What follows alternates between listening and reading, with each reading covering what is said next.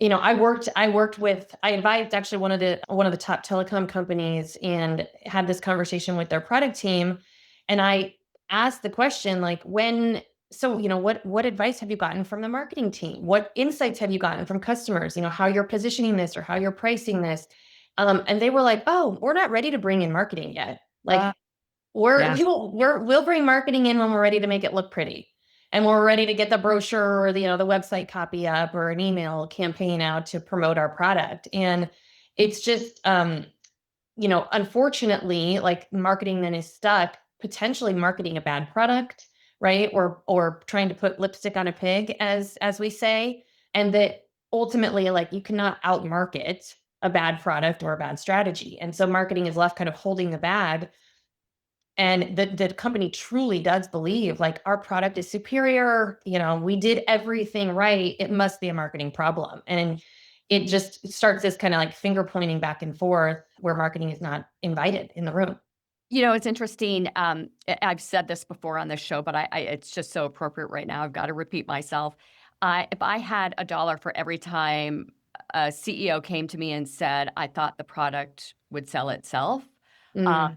I would have retired 20 years ago. I mean, it is that prominent. So, a mindset among many of these CEOs. So, what does that signal about how leadership actually views marketing?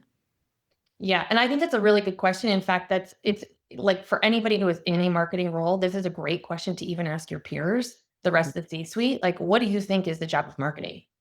Yeah. And it's fascinating to hear the different answers. I do this. I as part of, like, my consulting, I ask this question to the C-suite, and sometimes they're really, on target. Like, Uh, marketing is there to be the voice of the customer. Marketing's there to help us make good decisions.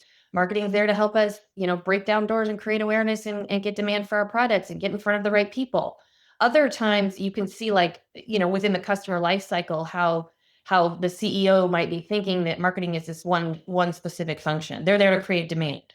yeah. It's nothing about customer insights. It's nothing about helping to close deals or even identifying, like, the most profitable customers. And so to me, that's just typically like a gap. And I think over time it's been really interesting. My belief, and I realized that I was kind of rare in this, by the way, is that marketing really should be owning the go-to-market strategy and driving the strategy. Absolutely.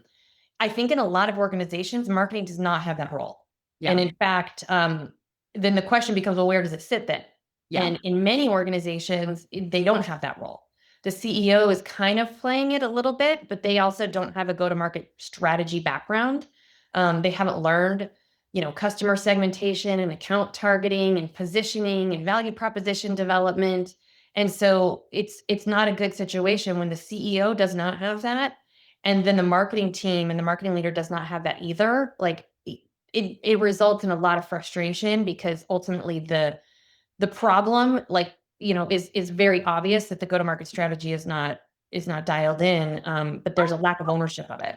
There is. How prevalent do you really think this is today with all of I mean, there's marketing is such an influencer among so many different businesses, among channel marketing, among different companies, among coaching. I mean, just influencers. Just marketing is all over right now, Mhm. all over the place, rather.